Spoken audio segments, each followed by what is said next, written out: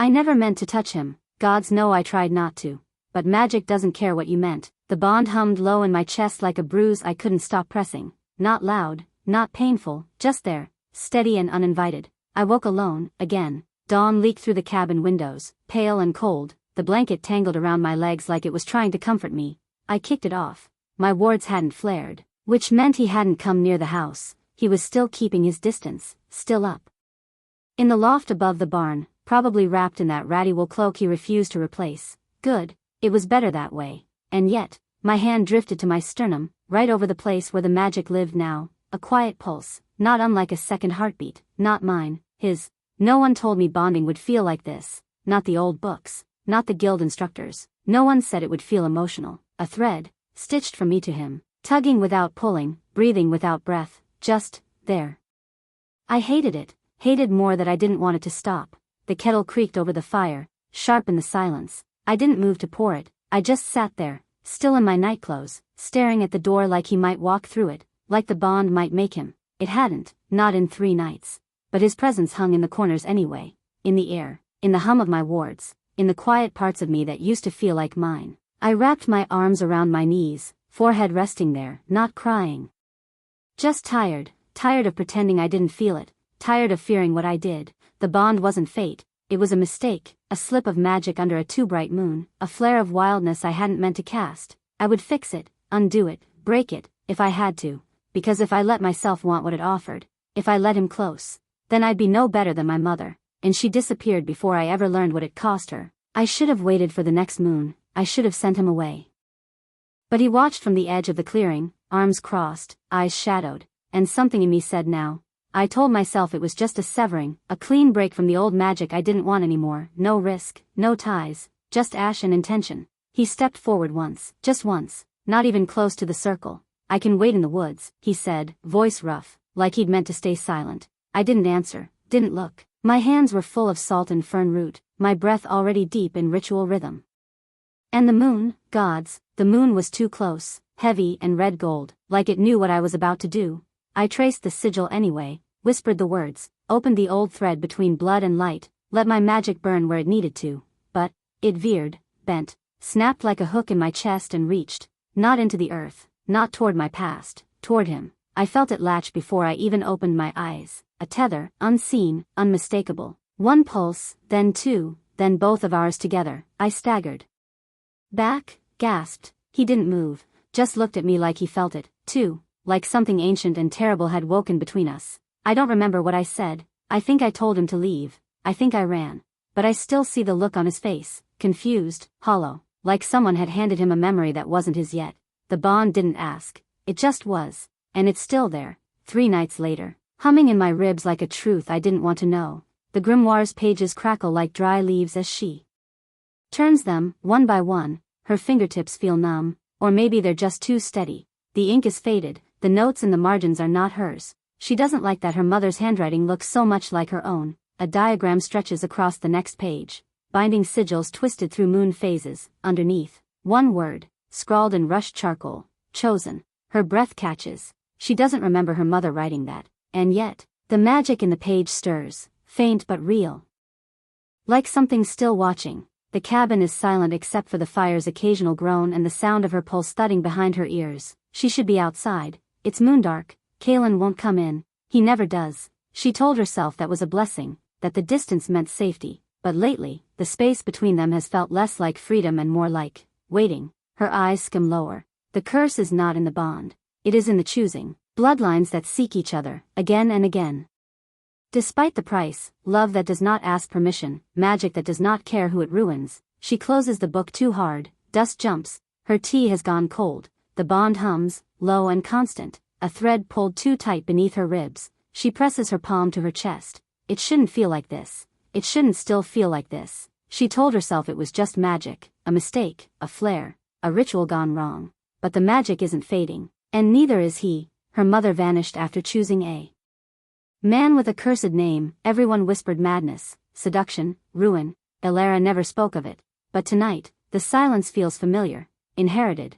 Maybe the bond can't be undone. Maybe her mother didn't vanish. Maybe she followed the pull, and never came back. Elara sets the grimoire down, spine up like a wound. Her eyes flick toward the window, toward the barn, toward the dark where he sleeps, or tries to. She doesn't want to care, but she's starting to wonder if this is how it begins. Not with fire, with ache. He moved to the barn without asking. She let him.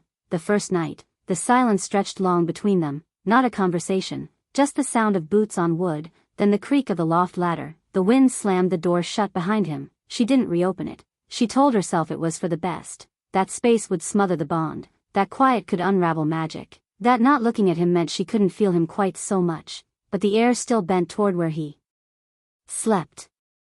The tether still hummed like breath in her ribs. She burned sage through the rooms. It didn't help, only made her eyes sting. Mornings came in slow, gray light, the cabin colder than before. She didn't know if it was the season changing, or just him being gone from the walls, gone from the chair he barely sat in, gone from the way his voice filled up a room without trying. They didn't speak, not really. A nod when she passed him bread on the step, a grunt when he caught her feeding the foxes.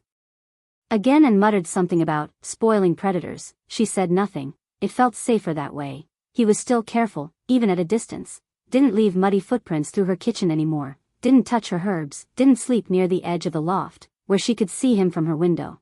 But she noticed the way his shoulders moved like they hurt, how he winced when he thought she wasn't looking, how he never quite stopped glancing back toward the cabin, like the bond might tug.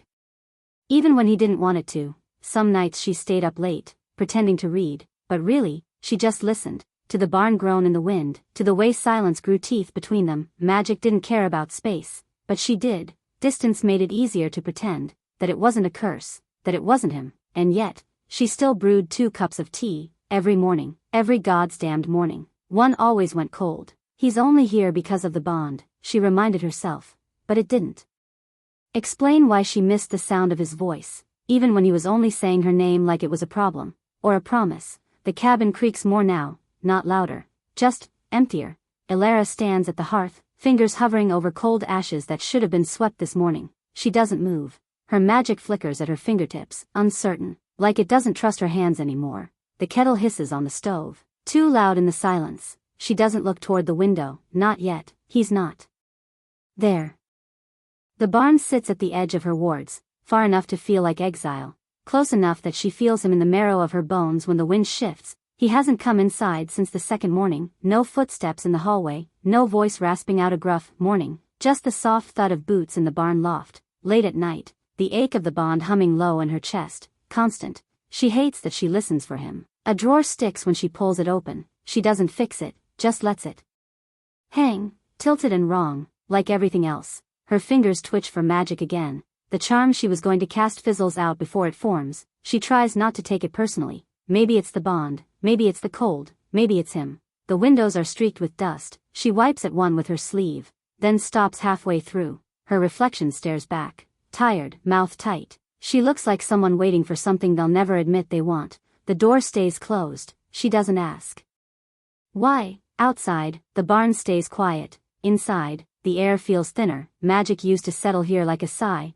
warm, trusted, lived in. Now it pulls back from her, cautious. She pours tea, but doesn't drink it, leaves it on the table, untouched. She used to brew 2 cups, even before the bond, out of habit, or hope. She tells herself it's better this way, safer, cleaner, easier, then glances at the window again, and hates herself a little for it. The fire sputters low in the hearth, not out, but dying. She doesn't feed it, just watches it flicker, letting the cold in. It's easier, somehow, the chill, the quiet, like penance, like proof she's still separate. Her fingers curl around her mug, the tea long gone cold. The scent of rosemary lingers in the air. It should be grounding. It isn't. The silence stretches thin. She almost speaks to it. Instead, her gaze drifts to the window. Frost crests the edges of the glass. Delicate and sharp, thresholds again. Always some line she won't cross. And then magic binds more than it frees. Elara, her mother's voice, uninvited, unwelcome, soft, like snow before a storm. The memory presses in without warning. Warm hands weaving lavender into a braid, a smile that never reached the eyes. Her mother had always spoken of love like a lesson, not a gift. Don't give your heart to a cursed thing. No spell can pull it back once it's taken. Elara had believed her, still does. And yet, something in her stirs, a memory of the moonlight, the bond cracking open inside her like thunder, of him, not touching her, not even speaking, and still, the magic had chosen. Like it knew. She presses her palm flat to the wooden table. Her magic flickers again, unsteady, restless, like it's missing something. Not something. Someone. She closes her eyes. The bond hums low in her chest. Faint, but there, still. A bitter breath escapes her lips. I'm not her, she whispers, to no one. To the air, to the bond, to herself. She's not her mother. She won't vanish for love, but the house feels emptier without him in it, and that terrifies her more than the magic ever did. The wind moans against the window, the fire gives one last sigh, then silence, and Elara does not move. Don't give your heart to a cursed thing, but what if it already has it? I don't get it, Kalen says, voice low. If you hate this, hate me, why am I still here? I don't look up from the tea I'm not drinking. He's standing in the doorway like he doesn't want to cross it, like he already regrets saying anything. I do too. The room is too quiet, too full of the things we haven't said. The bond, I answer, flat. You're here because of the bond, that's all. He lets out a breath. Harsh, like he's been holding it in. That's a lie, we both know it. I flinch, not visibly, just inside. His eyes narrow like he caught it anyway. You could have sent me away. He steps in now. Just a little. 10 ways to sever things like this. It's not that simple. Right, because you want it to be hard. That gets me. My chair scrapes loud against the wood as I stand. I didn't ask for this. I snap. I didn't want a cursed bond with a half-feral stranger who growls in his sleep and looks at me like I'm going to vanish. He blinks, but doesn't move. Then say it, he says, quieter now. Say you want me gone. I open my mouth. The words are right there. But I can't. I should. Instead, I say, I didn't bind us, the magic did, and yet here we are. His voice isn't angry, just tired, confused, like he's used to being unwanted. But not this kind of limbo. We stare at each other, across the space that keeps becoming something else. I almost say I don't mind him being here, almost. But he turns first, leaves. The door clicks shut like a final word, and I sit down again, the tea cold in my hands, hating the part of me that wanted him to stay, that still wants him to. Even now, even after that, even when I know better, the dream wasn't mine. I knew it the second I woke, breath caught, heart wrong, too fast, too loud, like I'd run through someone else's memory. There was a forest, not mine, a howl, low and aching, not mine, grief that split through the ribs like it belonged there, not mine, but close. I sat up in the dark, the sheets cold and twisted around my legs. The cabin was still, the air tasted like wood smoke and something older, the magic, maybe, or the bond. I could feel him, not near, just there, like a weight at the edge of a thread, pulling, even in silence. He didn't speak to me after the argument, just looked, sharp and tired, like he wanted to ask something and didn't trust the answer. I hadn't gone near the barn, but the bond didn't need distance. It came anyway, soft as a breath against my spine, a feeling not my own curling inside me like heat that wouldn't settle. I pressed my palm to my chest. The hum was faint now, but steady, familiar in a way I hated. He dreams in pieces, I see them like ghosts. And I don't tell him. I could, but what would I say? You were running again last night. I felt your fear before I felt my own. No, that kind of truth is too close. So I lie still, staring at the ceiling until dawn bleeds in through the curtains. The light is blue and cold and unforgiving, just like me, just like I need to be. I rise when the kettle calls, step barefoot into the kitchen. The mug I brewed for him yesterday still sits untouched on the shelf, cooling into silence. He never came in, he won't, but I glance toward the door anyway, and I don't know which scares me more, that he's still here, or that I want him to be. The loft was quiet, but I heard the slow, uneven creak of wood, footsteps, hesitant, careful, tracing a path worn by too many restless nights. Kalen's shadow flickered beneath the windowpane, thin and stretched. He moved slower now. A wince caught in the corner of his jaw, like pain lived just beneath his skin. I told myself it wasn't my business, not my place, but I watched anyway. There were hollows under his eyes, sharp lines carved by sleepless moons. His shoulders sagged, as if the weight of his past were pressing down harder than before, not just the curse, but something older, darker. I could see it, because the bond didn't lie. I didn't say a word, didn't call his name or offer help. It was enough to notice. I saw how the light caught the exhaustion in his gaze, how it flickered with a kind of raw, stubborn endurance, like he was holding himself together just to keep standing. I told myself it was just the bond's pull, that my magic was tangled up with his suffering, not me, that I wasn't crossing any line by watching him from afar. But I was wrong. I cared, quietly, in a way that scared me. because caring meant breaking walls, and I wasn't sure I was ready for that. He pulled the blanket tighter around his shoulders before curling back beneath the rafters, and I stayed by the window long after he slipped into restless sleep. My hands clenched in the chill air, wondering if he felt me there, watching, without asking, without needing to say a thing. This was the first crack, the first time I looked beyond the danger and saw the man breaking inside the legend, and the bond hummed, soft, persistent, between us, pulling me closer even as I tried to hold myself back. Because sometimes, what you don't say is the loudest kind of care. The fire in the hearth was low, just embers now. Outside, the sky stretched thin and dark, a soft hush settling over the clearing. Elara moved slowly, methodical. She gathered dried lavender, chamomile, valerian root, simple herbs she knew could ease restless dreams. No grand magic tonight, just something small, something that might flicker in the dark and hold the night at bay. Her fingers trembled a little as she crushed the herbs in a small mortar, the scent faint but calming. The potion bubbled quietly in a worn clay bowl. A charm for dreamless sleep, nothing binding, no threads pulling tighter, just ease, relief. She told herself it was for the bond, because the bond pulled at her too, fraying her edges in the dark. But deep down, she knew it was for him, Kalen, the rogue werewolf who didn't belong anywhere, the man who moved like a shadow in her world, half hidden, half fearful. She wrapped the potion in a scrap of cloth, slipped it into a small jar. Her hands shook as she stepped out into the chill evening air. The barn was silent, his loft window faintly glowing with firelight inside. She paused, breath shallow, heart louder than it should be. She didn't knock, didn't call. She placed the jar carefully on the windowsill, set it there like a secret she wasn't ready to speak aloud. A breeze stirred the leaves, and for a moment the world felt suspended, quiet and fragile. She turned away without a word, no footsteps behind her, no thank you whispered in the dark. Only the faint echo of the bond humming in her chest. She told herself it was nothing. Just a practical thing, a charm, not care.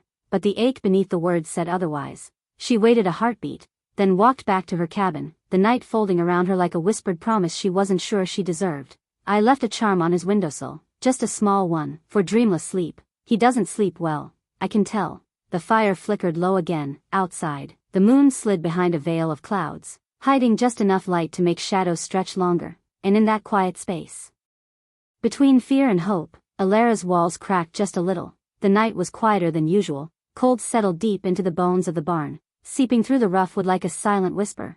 Elara stepped softly through the shadows, the charm wrapped in a scrap of linen heavy in her palm. Her breath caught, the air was thick with the scent of dry hay and something more, something wild, restless, like Kalen himself. She didn't knock, she never did. The window sat half open, moonlight pooling on the sill. She placed the charm there without looking up, fingers trembling. She pressed it flat, as if the weight of her intention could be held by something so small. Her heart thrummed a nervous rhythm, loud and unsteady beneath the quiet night. She didn't wait for thanks, didn't linger for a sign, just turned away and slipped back into the dark, footsteps light as falling leaves. But inside, she listened, a breath, the shift of fabric, a movement barely there, Kalen stirring in the loft.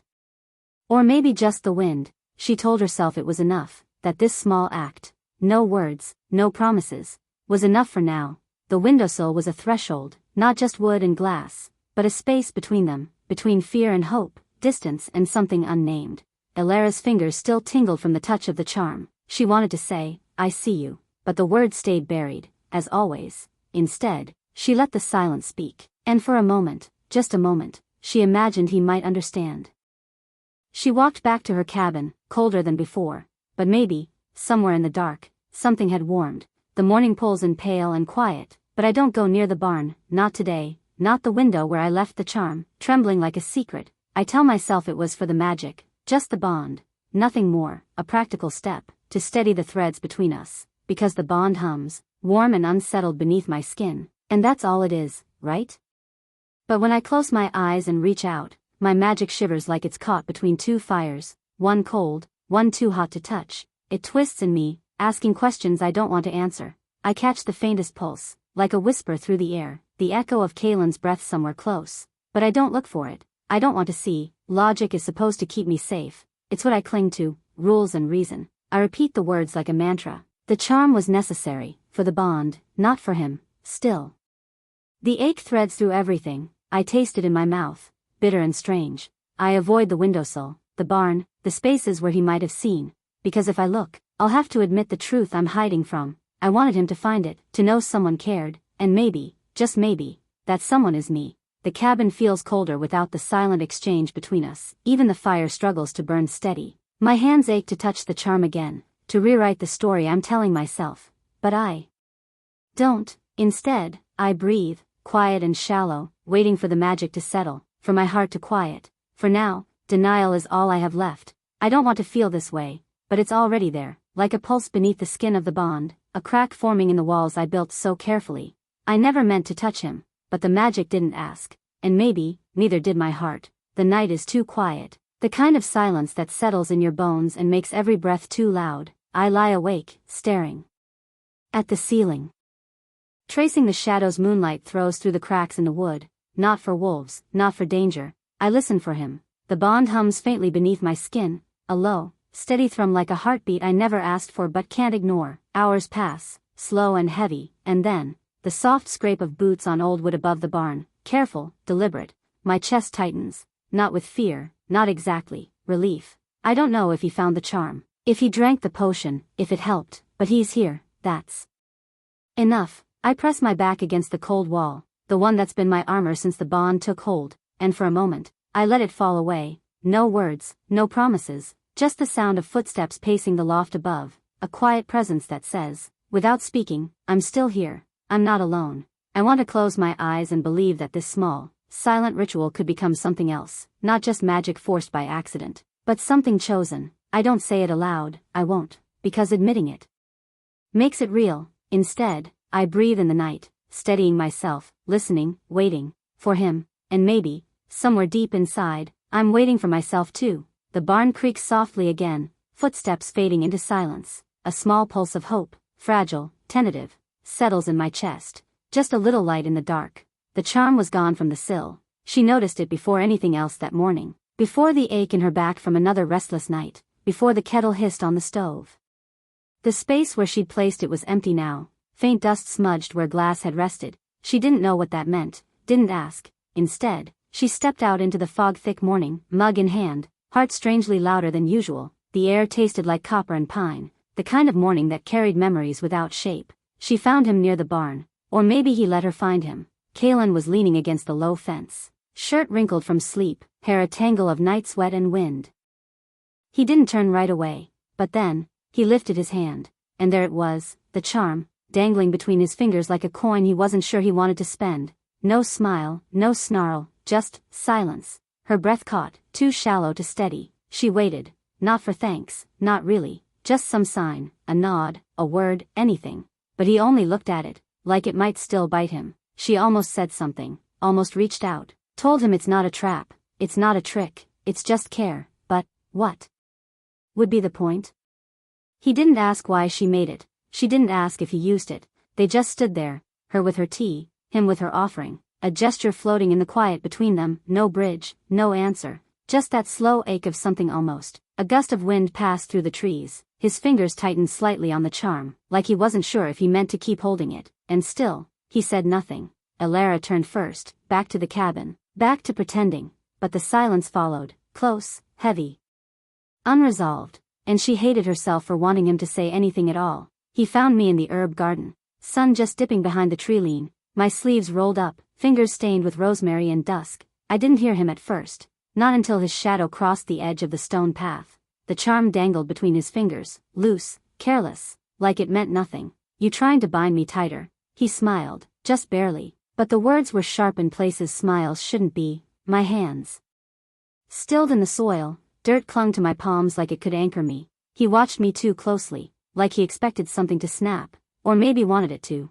I said nothing, not because I didn't have words, but because none of them would have mattered, not to someone who'd spent his whole life slipping out of people's hands. He tossed it once, caught it again, still smiling, still not soft. It's not binding magic, I said quietly, finally. It's for sleep. Kalen shrugged. Yeah, I know, but he didn't believe me, or maybe he just didn't believe in the kind of care that didn't come with a leash. Something closed in my chest, tight and aching, like I'd reached out and touched a fire I should have known better than to trust. I figured you wouldn't use it, I said, not a question, just a retreat. He looked at me then, really looked, and for a second, something flickered, regret, maybe, or just recognition. Like he knew he'd hurt me, and didn't know what to do with that. Knowing, but it passed, whatever it was, it passed. I sleep better in wolf form anyway, he muttered, then slipped the charm into his pocket like it didn't matter, like I didn't. I nodded once and went back to my herbs, didn't look up again. But the rosemary crumbled in my fingers, too hard, too fast. I didn't hear him leave, only the cold settling in where warmth had almost been. The charm sat untouched on the sill, still facing outward, still whole, still not wanted. The next morning passed. In silence, no footsteps overhead, no creak of the ladder, just the wind pressing against the windows and the soft crackle of the kettle boiling dry. I didn't knock on the loft door, didn't leave tea, didn't ask if he slept. My magic pulsed strangely that day. Too sharp in my fingers, too brittle to hold shape, even small spells fizzled. The herbs I touched curled at the edges, like they'd overheard something I didn't mean to say. Outside, I caught glimpses of him, always from the corner of my eye. He stayed near the tree lean, sleeves rolled, chopping firewood he didn't owe me, shirt clinging, breath misting. Late summer shouldn't feel cold, but it did. He didn't glance toward the house, not once. I almost asked if he needed water, almost opened the door when his axe slipped and he hissed. But the silence between us was too wide, too sharp. Inside, I swept the same spot of floor 3 times. Cooked soup I never ate. Lit a fire I didn't sit by. Later, I passed the windowsill again. The charm still sat there, untouched, as if it hadn't been held, as if it hadn't stung. I could still hear his voice. You trying to bind me tighter? A smile that didn't reach, a joke that wasn't funny. I told myself I didn't care, that it didn't matter if he misunderstood, that magic wasn't kindness, that bonds weren't supposed to feel like this. But the house knew better. The walls held the quiet too tightly, the hearth didn't burn as warm, and somewhere above me, he was still awake, still keeping space. Not gone, just unreachable, and I hated how much that felt worse. The charm still sits on his windowsill. He hasn't moved it, hasn't used it either. I thought that would be enough, that the gesture would speak louder than whatever words were too afraid to say.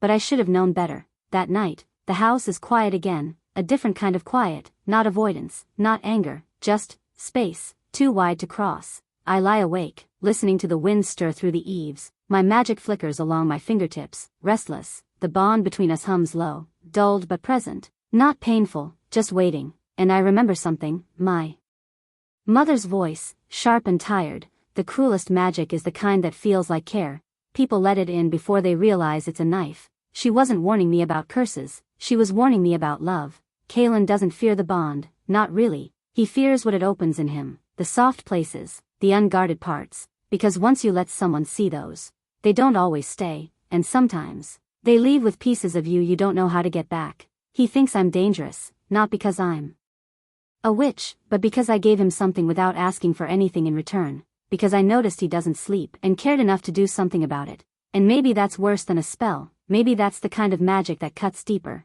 I wanted him to feel seen, but maybe being seen, truly seen, is its own kind of threat.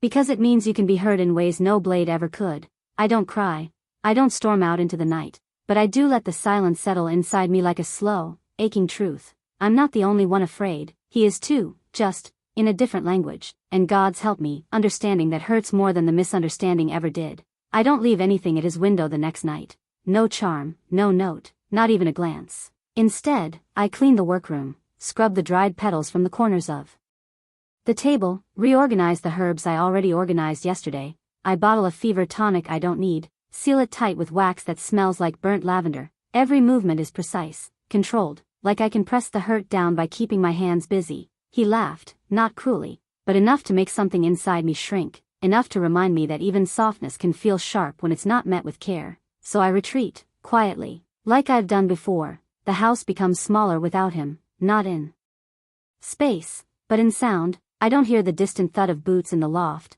or the creak of the barn ladder at dawn. Maybe he's still there, maybe not. I don't check. I sleep with my back to the window. When I wake, the sky is pale and empty, and I don't listen for footsteps. I fold all my emotions into jars, line them up neatly. Sleep tonic, steady hand salve, silence root, powdered fine. I cap them tight, label them as if naming things will give me power over them again. But I feel it, the pull. Not the bond, not exactly. It's quieter now, almost respectful. No, it's the absence I feel. The space where something almost started, then didn't. I wanted so badly for him to understand, not the charm, not even the magic, me, the part that reached for him without asking permission from my pride. And now, I can't unfeel what I felt when he looked at it like it meant nothing. So I go still, distant. But it doesn't feel like protection this time. It feels like grief.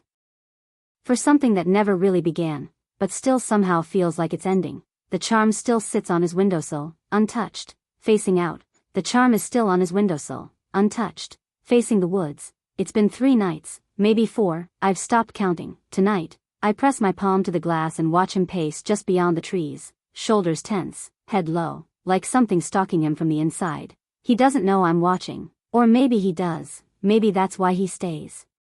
Just close enough for me to see, and just far enough that I can't reach. I don't sleep anymore either, not well. My magic pulses, restless under my skin. I bottle it, sort herbs until the labels blur, sweep the same floor twice, but nothing stays quiet inside me. The bond hums low, not tugging, not burning, just there, like breath, like ache. He circles the same tree 3 times before stopping, head tilted, listening to something I can't hear. I want to open the window, say anything, but the words feel too heavy now, like if I speak first, I'll unravel. So I stay still. He moves again, toward the barn this time, slower, shoulders hunched like he's carrying more than just exhaustion. I tell myself I don't care where he sleeps, that it doesn't matter if he takes the charm or lets it rot in the rain. But when I close the curtains, I do it gently, like I don't want to shut him out. Just pause the wanting. Back in bed. The silence is loud. I can feel him still, not through the bond. Through the absence of what we're not saying, and God's, it's louder than magic. Tomorrow, I'll pretend again, that I'm fine, that he's a shadow passing through and I'm not the kind of girl who waits by the window. But tonight, I leave the lamp lit, just in case he looks up, not as an invitation, just a sign that I'm still here, still aching, still waiting for the silence to break. The sky bruised slowly, like something pressing too hard on already tender skin. I felt it before I saw it.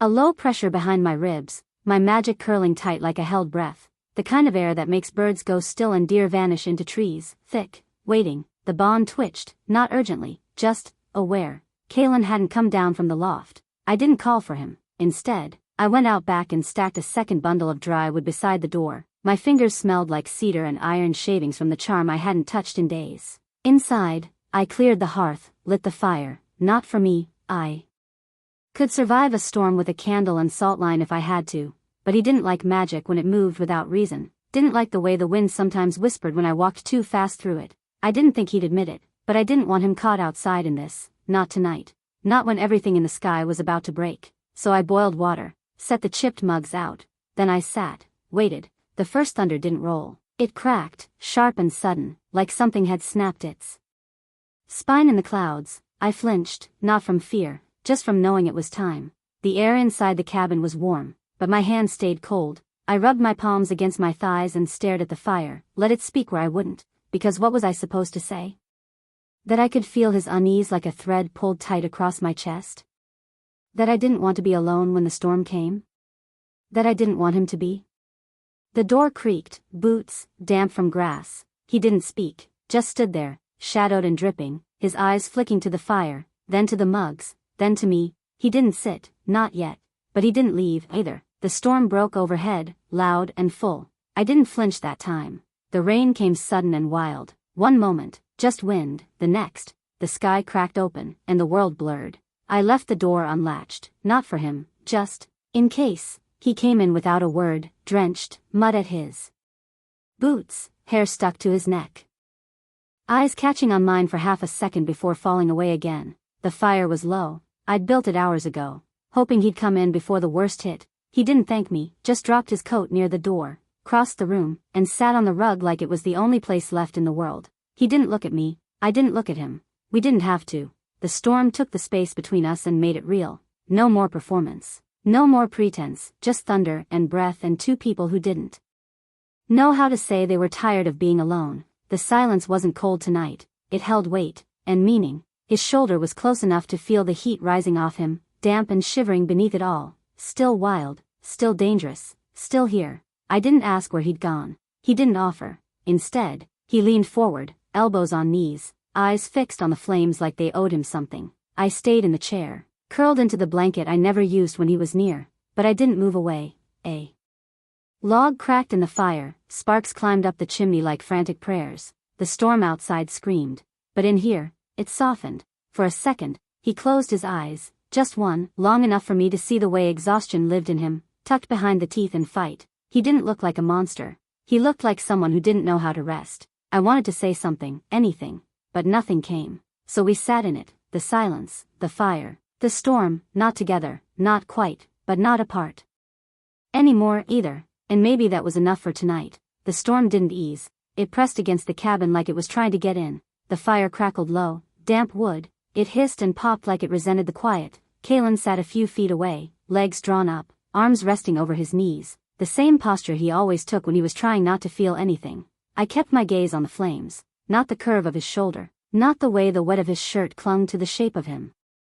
I didn't trust myself with softness. Then, quietly, so softly I almost missed it, he said, "I don't sleep without it anymore." The words didn't ask anything, didn't reach, just dropped, a coin into silence. I didn't answer, I couldn't. My chest went tight, like something in me cracked, not painfully, but with pressure. He wasn't mocking it this time. The charm, he wasn't laughing. The air between us felt different, thicker, like silence wasn't something to escape, but something to sit inside. I could have left it, let that be the moment, but something in me stirred, a hunger, maybe, or just the ache of being seen halfway and not meeting it. So I said, "I dream about drowning." My voice barely carried. He looked over, just once, but didn't interrupt. "Not in water," I added. "It's always light, like it's too much, like it's folding over me and I can't breathe." A pause, then I laughed, too sharp, regretful. Gods. That sounds ridiculous out loud. Kalen didn't speak, just watched me.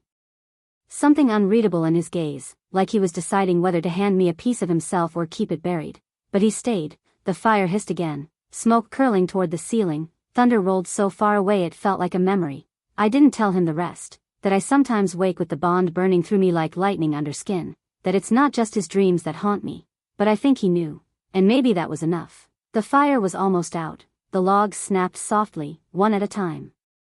Not loud enough to fill the silence, but enough to remind me we were still here, that the world hadn't stopped just because I had. Kalen didn't speak again, not after what he'd said. "I don't sleep without it anymore." His voice had been rough, like it cost him. So I let the quiet stretch, let it wind around us until it felt less like a weight and more like a waiting. My hands were cold. I didn't notice until I curled them tighter into my sleeves. He didn't offer warmth. I didn't ask.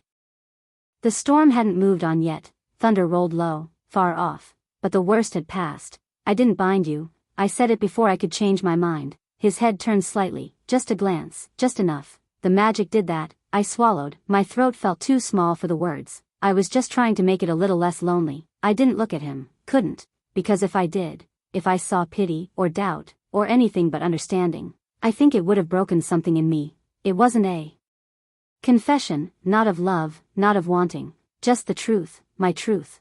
That the silence between us had started to feel like drowning, that I didn't want him because of the bond, but despite it, that I didn't know how to want someone gently until now. He didn't say anything, not right away, but I felt the shift, not in words, but in the way he didn't move away, in the way the quiet stopped feeling so sharp, in the way his presence stayed, and that was enough. For now, the fire cracked low, orange.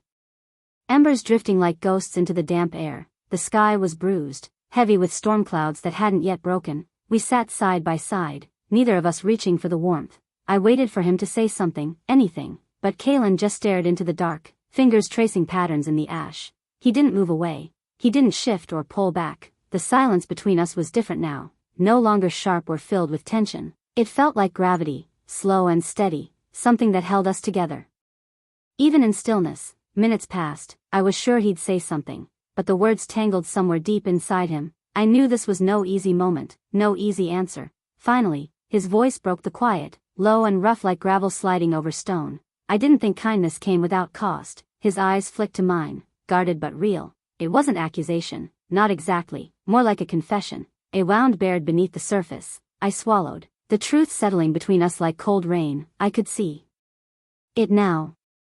The weight he carried, how kindness had been a trap before, a currency that always came with a price. He wasn't rejecting me, not anymore. He was wrestling with something older, deeper. The charms sat on the windowsill, turned outward now, untouched. I reached out, just barely brushing his hand, not enough to startle him. but enough so he'd feel it was there. He didn't pull away. For the first time, his silence wasn't a wall. It was an answer. We sat like that, the stormlight fading, the fire dying, the space between us something neither of us wanted to cross yet, but no longer something to fear. I thought of the first time he held the charm like it was a joke, a challenge. Now, he kept it close, a small promise, quiet and unspoken. Kindness might come with cost, but maybe, just maybe, it was worth the risk. The fire had shrunk to a smoldering bed of embers, red and slow, like something holding on by its last breath. Outside, the storm had passed, leaving the night washed clean and sharp, but here, beneath the low eaves of the cabin, the air still felt thick with something unspoken. We sat on the rough-hewn floor, backs to the wall, shoulders close but not quite touching. The silence wasn't empty. It was full of waiting and questions and the space between what we couldn't say yet. I kept my eyes on the glowing coals, tracing their soft, fading light. I wanted to reach out, wanted to close the distance that had always felt like a wound. But I didn't, not yet, not until the wall between us felt less like a fortress and more like something fragile, maybe even breakable.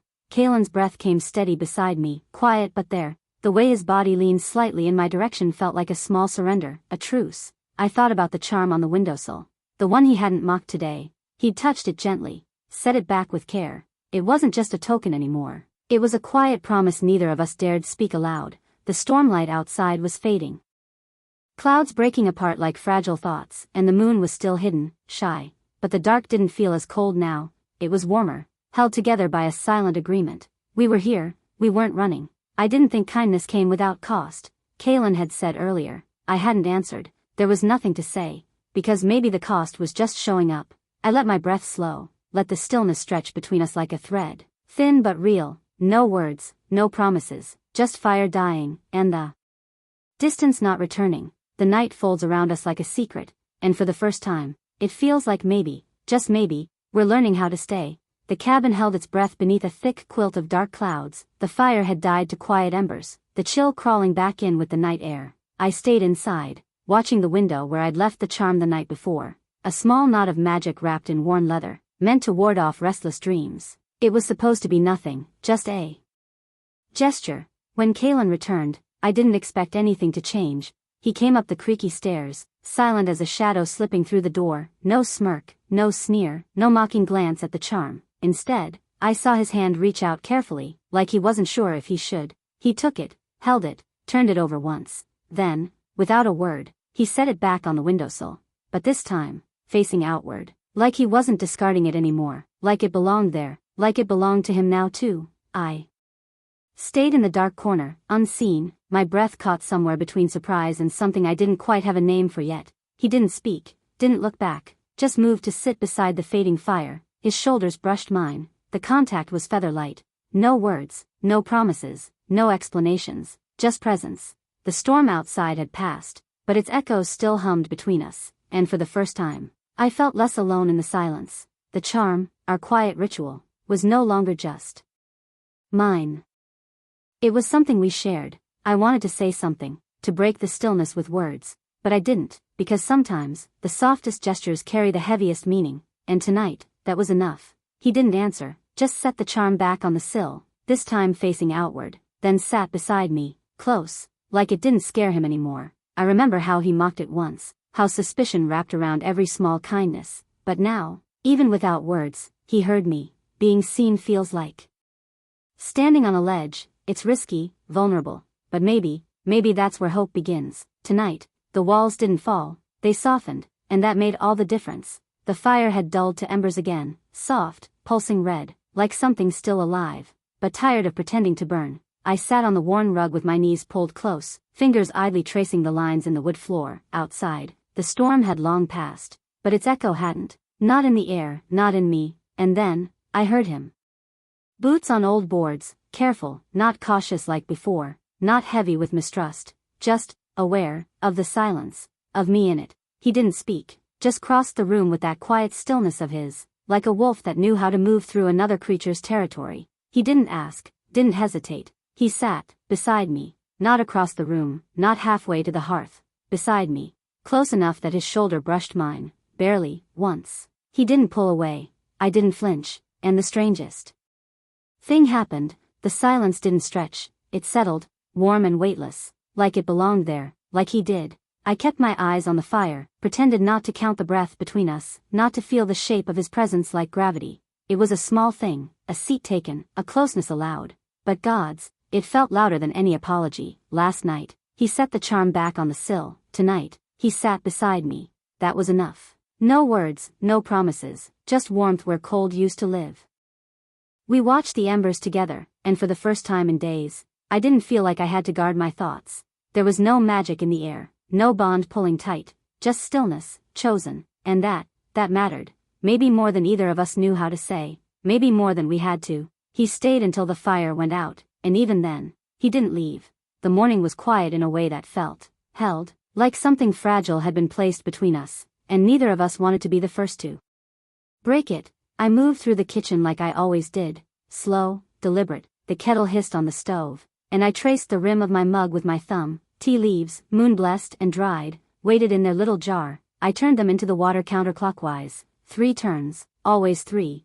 It mattered to no one but me, and maybe my mother. Once, I felt him before I saw him, the slight hitch in the air when he stepped into the room, the way the floor creaked just once beneath his weight, then not again, like even the house was holding its breath. We didn't speak. He moved past me, careful not to brush too close, but not like he was avoiding me either. It was careful, like we were learning to orbit without colliding. I poured my tea. Behind me, I heard the slow scrape of metal, my small kitchen knives pulled from their drawer. He didn't ask, didn't make a sound, just began sharpening them, one by one, precise, patient, like it was something that needed doing, and he'd decided to do it. I watched his hands, not rough, exactly, but worn, steady, like he'd done this 1,000 times. Maybe for someone else once, maybe never for anyone at all. The kettle hissed again, louder now, but I didn't move to turn it off. I just watched. You always stir it like that? He asked, finally, voice low, like he wasn't sure if he was allowed to speak in this space. I nodded. It holds the spell. He didn't ask what kind, just nodded back, like that was answer enough, and that was it. No confessions, no looks held too long, just cohabitation, 2 bodies in a kitchen, not bracing for impact. He left my knives sharper than I'd kept them. I left a second mug out next to mine, without thinking. We didn't say thank you, but the space between us didn't feel so hollow anymore. There was a rhythm to the cabin now, not a harmony, not yet, but a quiet sort of music in the way we moved around each other. I didn't notice it until I heard the silence change. I was bottling potions. The corks warm between my fingers, humming, not even thinking about it. Just the way I always had, a tune my mother used to sing under her breath, the one she never remembered teaching me. And he didn't speak, didn't interrupt, but something in the air shifted. I glanced up. Kalen was leaning against the doorway, watching, not intruding, just listening. His eyes flicked to the shelves, to the way I touched the herbs like they were something alive, and then to me. I thought he might ask what I was humming, or why I whispered to the sage before hanging it to dry, but he didn't. He just stepped softer. Didn't scuff his boots on the floorboards, let the door fall closed without a sound, held his breath when I lit the copper burner. He was learning the language of my space without asking me to translate it. Later, I found the jar of fennel seeds resealed, the lid never quite screwed tight enough before. Always just barely ask you. He'd fixed it, quietly, like it mattered. That night, I caught myself watching the way he moved, lighter now, not as if he was hiding, just as if he was trying not to take up more space than I offered, and still, somehow, he was everywhere. In the cleaned ash bin by the hearth, the mug turned handle out on the counter, my knives, honed so carefully I barely recognized the edge, and the charm, still sitting on the windowsill, still facing outward, still whole. I never asked him to leave it there, and he never asked why I hum when I work, or why I stir the tea 3 times counterclockwise, or why I press my fingers to the oak beam before I sleep. But he sees it now, the shape of me, and maybe, just maybe, he's choosing to stay in it, not because he has to, but because he wants to. The fire had died down to a soft glow, barely more than a breath in the hearth. Shadows curled along the cabin walls like old memories, quiet and waiting. I stood at the doorway, the wood cool under my fingertips, watching him. He didn't look at me. He just moved, slow, deliberate, carrying the worn blanket from the loft and a book I hadn't seen him touch since the day he arrived. No armor, no snide remark, just the sound of bare feet against old floorboards. I held my breath, expecting him to climb the ladder like always, disappear into that tucked-away space where he could pretend none of this, us, the bond, the curse, was real. But he didn't. He lowered himself down beside the fire instead, not across the room, not guarded, just near, close enough that if I reached out, my hand might brush his. He unfolded the blanket with the kind of care that didn't ask to be noticed, draped it over his legs, opened the book, turned a page, and stayed. I didn't speak, didn't move. I wasn't sure I could. The room felt different somehow, not warmer, exactly, but less cold, like the absence of leaving had its own kind of heat. I leaned my shoulder against the doorframe, heart too loud in my chest. The silence between us wasn't heavy anymore. It didn't press, it held. For a long time, neither of us said anything. The wind outside sighed against the windows, embers crackled low, tired but not yet out. And then I saw it, the charm, still on the windowsill, still facing outward. He'd left it there, intentionally, like a mark, like a choice. My throat tightened, not with words, just a feeling, a knowing. No one had ever stayed before. But Kalen hadn't run, not tonight, and I let myself believe, just for a moment. Maybe he wasn't going to, maybe the magic hadn't lied, maybe someone could stay, without being asked, without being bound, just because. The cabin was quiet, not the kind of quiet that felt heavy, waiting to snap, the other kind, still, steady. I stood in the kitchen doorway, hands wrapped around the chipped mug I always reached for. Steam rose from the tea, softening the air. Kalen slept on the worn couch, one arm tucked beneath the pillow, the other loose across his ribs. For once, his brow was smooth, no tension in his jaw, no half-snarled twitch in his sleep. The charm still sat on the sill, facing outward. It glinted in the early light, catching warmth instead of warning. I sipped the tea slowly, didn't move, just watched, not to study, not to prepare for retreat, just to see. There was something almost fragile in that. The seeing, noticing the way his chest rose, even how the morning lit his hair in pieces of gold. And I didn't flinch from the softness of it, didn't tell myself it didn't matter, because it did, not in a loud, crashing way, but like the way tea warms your palms before it touches your mouth, quiet, gradual, lasting. I thought of my mother, how she used to sit at our little round table, tea cooling between her fingers, eyes already distant. She never stayed long enough to be chosen, or to choose. I used to think that made her strong. Now I wasn't sure. I wasn't trying to change anything, or name it, but I also wasn't bracing for it to vanish. And maybe that was enough. He shifted in his sleep, exhaled a slow breath, and didn't wake. Something in my chest eased. Not for him, for me. Maybe love wasn't the kind of magic you cast. Maybe it was the kind that held you, when you stopped trying to hold everything else. I touched the rim of the mug again. It was still warm, so was the room, so was I. I used to think love was a weakness, but maybe it's just the part of magic that chooses us back. The tea had gone cold in my hands. But I stood there anyway. Kalen's breathing was steady, slow, the morning light traced across his shoulder, catching the faint scar that curved beneath his collarbone. He hadn't stirred, no nightmares. And I didn't flinch from the quiet anymore. I used to. Stillness meant someone was about to leave. I remember my mother's voice, low, urgent, the way she'd crouch to my level, brushing hair from my face like she was memorizing me. Never let magic choose your heart, she whispered once. Magic is wild, but your heart should never be. She looked scared, not of magic, of herself. I didn't understand then. I thought it was about control, about strength. I thought she left because she couldn't keep her magic in check. But now I wonder.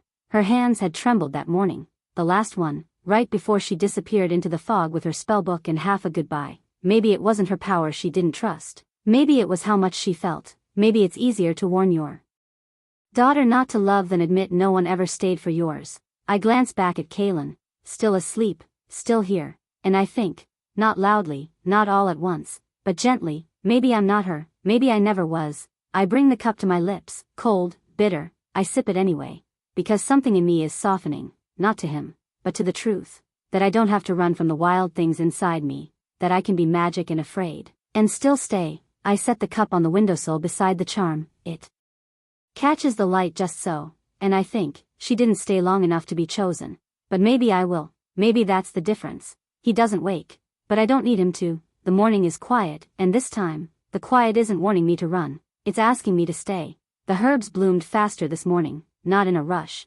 just ready, as if they'd been waiting for me to stop holding my breath. The sage curled into my palm like it remembered me. The marigolds opened without coaxing, even the rosemary, so finicky with touch, settled soft against the clay pot like it trusted my hands now. I didn't do anything different, no incantation, no blood, no binding thread, just breath, just stillness. The cabin hummed low around me, like it was exhaling too. Even the kettle took its time to whistle, as if it knew I wasn't in a hurry to scald something into obedience. My mother used to say magic obeys the strongest will, but maybe that was fear speaking, not truth. Maybe magic doesn't want to be commanded, maybe it just wants to be listened to.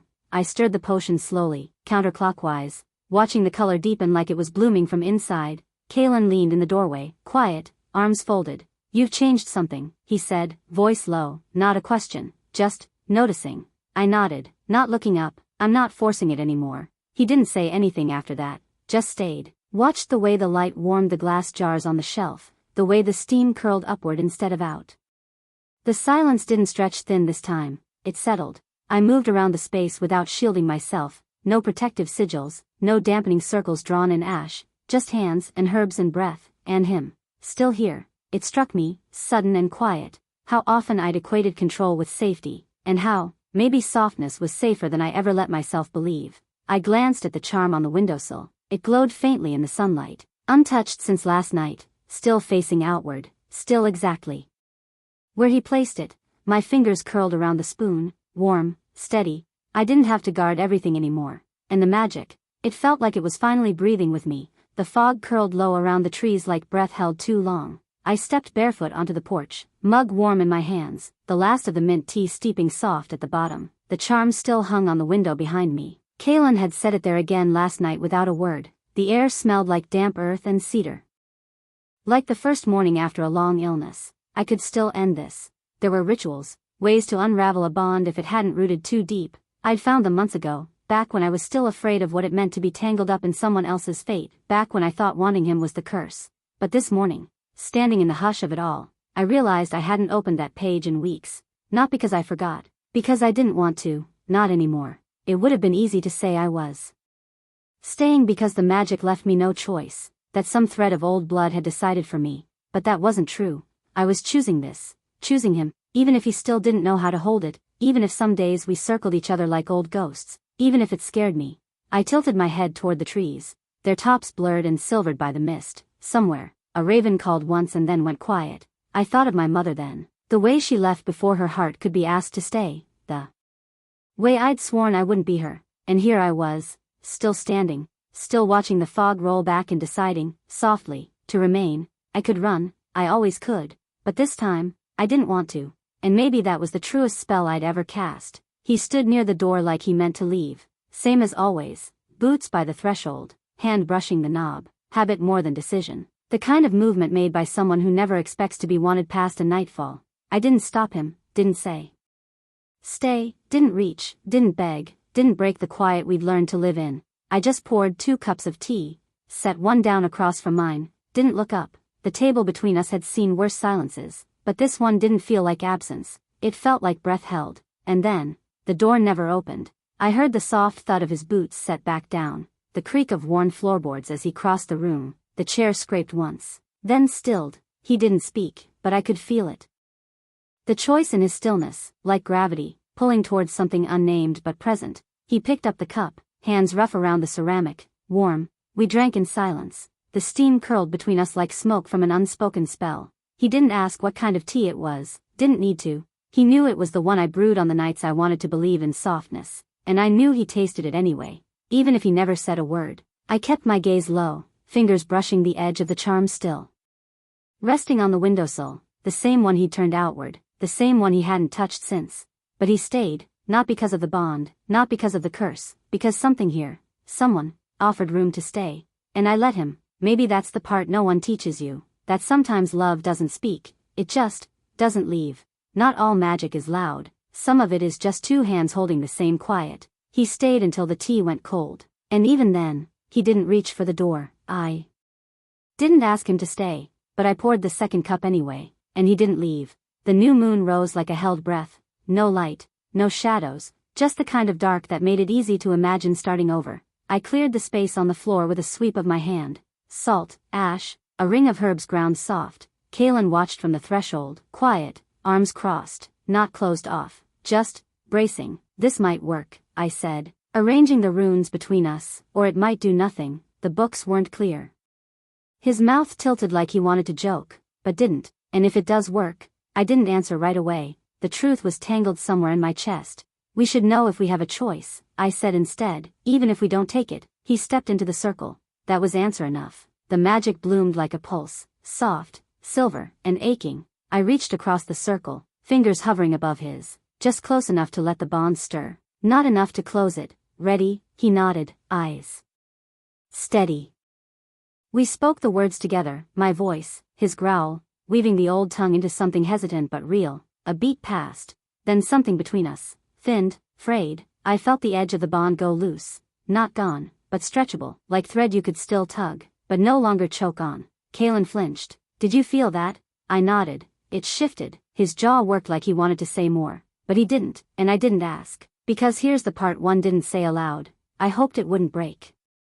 Even when I was the one who suggested trying, even when it scared me to keep it, even when keeping it meant I had something to lose. Later, we sat on the porch, not touching, but not apart. The bond still buzzed between us, faint now, but steady, a heartbeat's echo, not a chain. He didn't look at me, just said, voice low, you weren't trying to let me go, were you? My fingers curled around the charm in my lap. It hadn't burned, hadn't cracked, just sat there, warm and quiet. No, I whispered, and he nodded, not surprised, just relieved, like maybe he hadn't wanted to go either. The moon never rose that night, but somehow, something still began. The ritual ended hours ago, but the air still felt thick, like something had shifted between us, quiet but impossible to ignore. Kalen sat across from me, eyes tracing the flicker of candlelight on the worn wood table. His hands were still, resting on his knees. For a long moment, neither of us spoke. Then his voice came, low and almost hesitant. I don't want it gone. I blinked. The words were so simple, yet they landed like something fragile breaking free. Not the bond, he said, eyes finally meeting mine. Whatever this is, it's not perfect, it's wild, unpredictable, but it's the first time I've felt like I belong, like I'm not just waiting to be hunted. I swallowed the knot in my throat, a mixture of relief and surprise washing through me. For so long, I'd thought the bond was a curse, a trap stitched into my veins, something to break free from before it dragged me under. But hearing him say he wanted it, that it meant something real, it shifted everything. I looked down at my hands, noticing how they trembled just a little. The charm still sat on the windowsill behind him, catching the moonlight. A small ritual, a quiet promise, something we both held on to without saying. Me too, I whispered, the words barely there, not because it's easy, because it's ours. His mouth curved into a genuine smile, not the guarded one he usually wore, and I felt the wall between us crack just a little more. There was no grand declaration, no sudden fix, just two imperfect people, tangled in a bond that neither of us fully understood but both were starting to choose. He reached out, just a breath away from touching my hand, but didn't. Maybe next time. I realized then that love wasn't about knowing the ending, it was about being willing to stay, even when the story was messy and uncertain. And in that quiet cabin, under the restless new moon, I felt the first real hope I'd had since the bond took hold. Maybe we were breaking the rules, but maybe that was exactly what magic and love needed. The cabin no longer felt empty, not really. It was soft with the sound of Kalen moving through the kitchen, the scrape of a wooden spoon against a bowl, the faint clink of a knife slicing herbs, the way he hummed under his breath, something low and careless, made me want to lean against the doorframe and watch him all morning. He never used to do this. Not with me around, not in a place that felt like home. The morning light spilled through the windows, catching dust motes that floated like tiny spells in the air. I carried a basket of fresh linen, and he caught my eye with a crooked smile. No words, just that, a quiet greeting that held 1,000 unspoken promises. We moved together without needing to speak.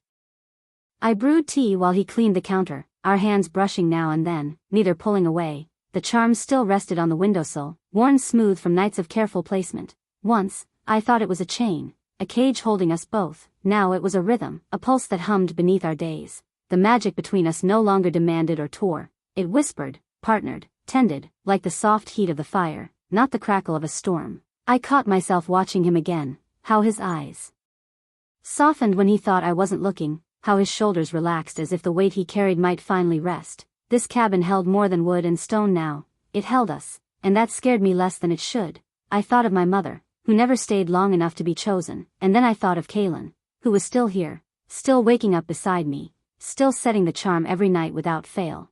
There's no fairy tale in this, no perfect ending, just two imperfect souls choosing each other, over and over, in the quiet ritual of a shared life. The cabin was full of something neither of us could name but both were learning to trust, and maybe that was enough. That night, the cabin felt softer somehow, less shadowed, less like a place caught between two strangers. I was folding laundry, the quiet rhythm soothing, when I noticed the charm on the windowsill, not my hand, not my doing. Kalen had placed it there. No words, no glance my way, just that small, steady gesture, a tiny offering left without ceremony, but with everything in its silence. I stood still for a moment, watching the moonlight catch the edges of the worn leather and tangled silver threads. It wasn't the first time the charm appeared there, but it was the first time he'd put it there himself, not because I asked, not because he was following some unspoken rule I'd set, because he wanted to. My chest tightened, not with panic or doubt, but with something soft, fragile, like the first bloom of trust. I smiled, just a little, the kind that starts quietly in the heart and then spills into your lips without permission. I moved closer, fingers brushing the sill, imagining the weight of his hand when he set it down. I wanted to say thank you, but the words tangled up somewhere inside, stubborn and shy. Instead, I made tea. The steam curled between us, filling the space with warmth.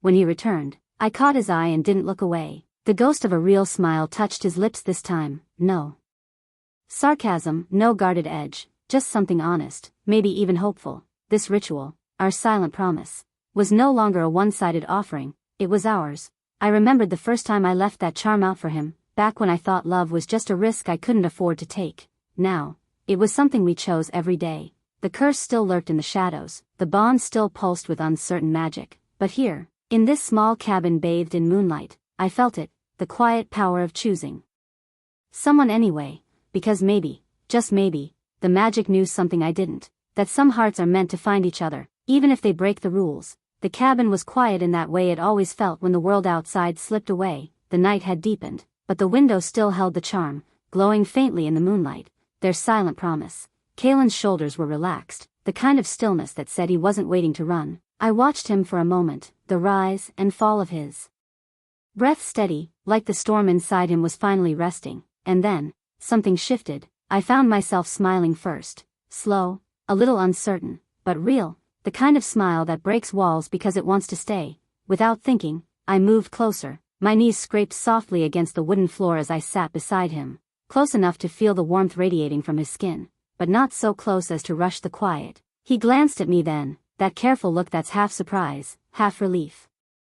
I didn't say a word, there was no need. The silence between us was softer now, filled with something unspoken but not fragile, a choice. I stayed, because this time, it wasn't about fear or what the bond demanded, it was about what I wanted, to be near him, not because magic forced it, but because I was willing. His hand twitched, brushing against mine just enough to make the air hum. No grand gestures, no promises spelled out, just proximity. In that small closeness, I understood what we were doing, choosing each other, not because it was easy, but because it was ours. I remembered how I used to think love was a weakness, that opening yourself up meant getting broken, but here, with him, it felt more like courage, a quiet kind of bravery. The charm flickered softly on the sill, a beacon in the dark. It was no longer a tether or a curse, it was a ritual, a symbol of two imperfect souls slowly learning to stay. And tonight, I was the one who smiled first, because maybe this was what love looked like when it wasn't perfect, when it was real, when it was just enough. I leaned in slightly, and the corner of his mouth lifted in response. The night held us both gently, neither rushing to fill the space, just two hearts choosing to be here, now, and that was everything. I never meant to touch him, gods know I tried not to, but maybe the magic knew something I didn't, that some hearts are meant to find each other, even if they break the rules. The charm sat on the windowsill, like it always did, catching the pale moonlight. Kalen had placed it there again tonight. No words, just that small, quiet gesture, an unspoken promise between us. I traced the faded rune with my fingertip, feeling the weight beneath my skin. The bond was still there, pulsing in ways neither of us could control. The curse we'd awakened wasn't a ghost we could wish away. It lurked in the edges of our quiet moments, reminding us this wasn't some perfect story. Kalen shifted beside me on the creaking floorboards, his breath slow, steady. I wanted to say something hopeful, something that could fix all the ragged edges between us, but there were no neat endings here, just this, imperfect, fragile, ours. He caught my eye and smiled, the kind of smile that wasn't hiding anything. It held the cracks, the scars, the long nights and the restless fears. It said, "I'm here anyway." I swallowed down the old fear that love had to be flawless, that it had to come wrapped in certainty. This, us, was messy. It wasn't about destiny or magic weaving perfect threads. It was about choice. The choice to stay when everything inside whispered to run. The choice to build a home in the spaces between curses and doubts. I remembered the nights I told myself he was just passing through, a storm that would fade with the dawn.